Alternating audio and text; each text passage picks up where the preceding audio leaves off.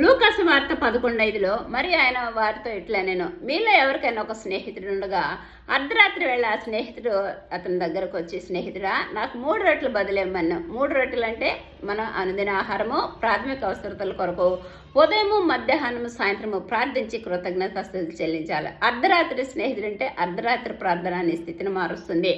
తెల్లవారుచున్న కనుక నన్ను పోనేమని దేవదూత అంటే యాకోబు అంటున్నాడు, నీవు నన్ను ఆశీర్వదిస్తే కానీ పోనేమని అంటున్నాడు. మగసిరికి అలవాడై దేవునితో పోరాడాడు. అతడు కన్నీరు విడిచి దేవుని బ్రతిమలాడుకున్నాడు. కాబట్టి దేవుడు ప్రత్యక్షమై నీ పేరు యాకోబు అన్నాడు. తండ్రి ఏళ్ళ సహోదరు చేసిన మోసాన్ని ఒప్పించి ఇశ్రాయేలుగా ఆశీర్వదించాడు. కాబట్టి అర్ధరాత్రి ప్రార్థన 2 జనాంగాలైన ఏశావు, యాకోబు జనాంగాల మధ్య వైరం తీసి సమాధానం కలిగి చేసింది. కాబట్టి ఎన్ని ప్రార్థన విజ్ఞాపనలు చేసినా సతమతమవుతున్నావేమో, అర్ధరాత్రి ప్రార్థన కనిపెట్టు, ప్రార్థించు, మేలులు పొందుకో, నీ స్థితి మారుతుంది.